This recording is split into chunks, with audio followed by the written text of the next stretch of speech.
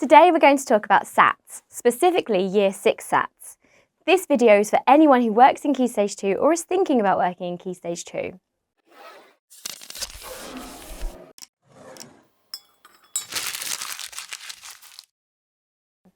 Hi everyone, I'm Natalie from My Progression, and whatever your opinion of SATs, testing of all children in Year 6 at the end of Key Stage 2 is going to happen.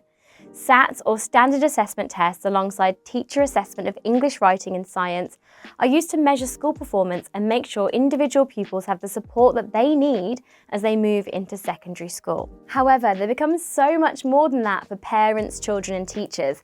The SATs results become pressure and extra work, and also more than a score, as it can feel like a label for your child as to their ability. Even though many teachers have had an input into the children throughout their school life, accountability lies with the Year 6 teacher, or it can feel that way. This video will take you through what these tests are, how it feels to be a Year 6 teacher, and some helpful tips to ease the stress that comes with SATs prep. SATs started rolling out from 1991, following the introduction of a national curriculum in England and Wales under the Education Reform Act of 1988. SATs were then taken by children at the end of Key Stage 1, Key Stage 2 and also Key Stage 3, with GCSEs at the end of Key Stage 4. Testing took place in maths, English and science. In 2009, Key Stage 3 SATs did not take place as they were abolished under the then Labour government. SATs were phased out in Wales between 2002 and 2005. Testing still takes place, but it's set by the individual school alongside teacher assessment. There's much controversy and conversation about testing children formally at such a young age, and some are for and some against. But the fact is, they will happen this May in England. All Year 6 pupils will take formal tests in English, which includes reading, spelling and grammar and punctuation, as well as maths, which includes an arithmetic paper and 2 reasoning papers. Year 6 teaching becomes a very different experience, as the curriculum still needs to be taught, but preparation for taking a formal test in a timed situation must take place too. There feels like there is heightened pressure as a Year 6 teacher, which ultimately makes this job feel different to that of teachers of other year groups. You might find that you don't let children pack away and leave the classroom until after the bell has gone. Every minute counts. Year 6 are always late out at the end of the day because they've got to complete as much work as possible in a working school day. You're the teacher who's hogging the photocopier to print all the practice papers you're sending home for homework. You spend hours trying to guess what may come up on the reading paper. There may be a poem. There hasn't been a poem for a while. Perhaps there'll be an information text or an instructional text. Guessing won't help, as I'm assured there's always some surprise. You are the person who corrects people's grammatical mistakes.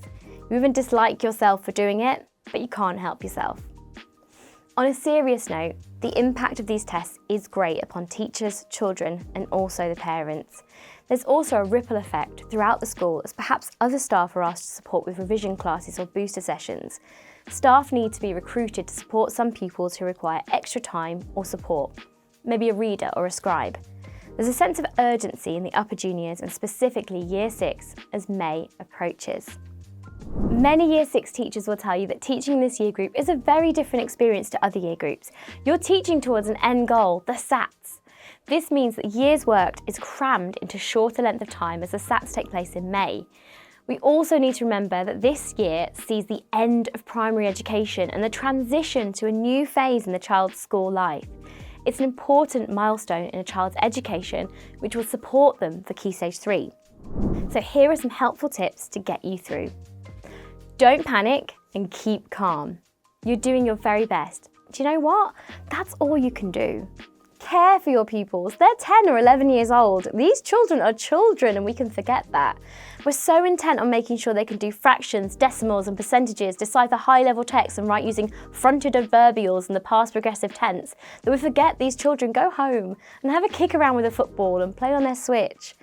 Consider what they need to be prepared for the SATs. They need to be physically and mentally healthy, and we have a duty of care not to overload them. Be data-driven. You know your class better than anyone, so work on the areas you need to focus on. Be thorough in your analysis of areas of learning and identify those weak areas. You can then focus on them. Make learning relevant, but also have some fun. Can you use games to teach certain areas? Can you use hot seating or drama? Group work can also be effective. Let us know how you make your focused learning fun in the comments below. And whilst you're there, like, subscribe and click on the bell to keep hearing more from My Progression. Keep an eye on the mistakes. The best way of learning is by making mistakes. Keep on top of your marking and reteach as you find the errors. Homework. Make it relevant and manageable. It's so tempting to send reams of homework home for the children to do, as we know we want them to practice their arithmetic and that reading comprehension paper. But is it too much? Is it manageable for the children and also their parents? How long do you give the class to complete homework?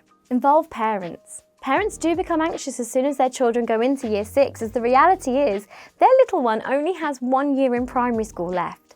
SATs are often an unknown entity to parents.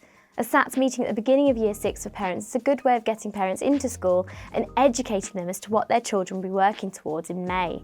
Parents then feel informed and aware of what will take place, and they can also ask questions about the SATs as well as put forward their concerns, which you can then support through the answers you give. Collapsed timetable. Many schools collapse the timetable for year 6 after Christmas and focus on maths and English, picking up other areas of the curriculum after the SATs are over. You'll be maths and English heavy in your teaching, so make sure you and the children don't reach burnout. And these tips can be applied to both you and your students. Praise them. When you look at the data collected throughout the year, I can assure you that you will see an upward trend. It's good to get the children to see this and show them how they've improved. It can be a lovely experience to just say that you're proud, and showing the increase in scores can be a wow moment for the child, which may be just what they need. The improvement may be great or small, but any improvement can be acknowledged. Eat well, rest well, relax. A good balance to life, which we know is essential. We need to look after our own mental health as well as the children in our care. Regular breaks throughout the school day allow for some downtime from the intensity of learning. A discussion with your leadership about extra 5 minutes breaks can help. If you sense your class is lethargic and tired, a quick 5 minutes outside can be just what's needed. The use of short exercise videos can be just the change that's needed too. It allows movement and re-energises the children. Drink water and keep hydrated for both the children and yourself. The benefits increase a good health as well as sustain concentration and refresh the body when feeling tired. Have that bottle of water at the ready and encourage regular drinks. Dangle a carrot. Have a motivational goal for the children to work towards, often an after SATs treat which could range from a party to a sports and arts or craft week or a trip.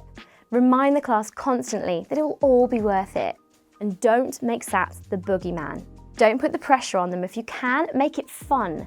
If you want good results, don't scare them. If they see you stressed and panicked, then they'll feel it too. Some children enjoy taking tests as they see it as a challenge and like the importance and the feeling of being special that SATs give year 6. Throughout the academic year, the children in your class will have been nurtured and supported and prepared for the tests. They're ready, and you've done your best by every pupil. You've seen the children grow in the confidence and also their ability. The test will give a snapshot of their ability, but remember that you as the teacher are most aware of the child's true ability, and that teacher assessment is so important too. Be kind to yourself, breathe before the madness of transition, and all the other end of year work kicks in. I've been Natalie from My Progression, and if you found this video useful, then check out the rest of our channel for more on working in education. And let's keep your career in motion.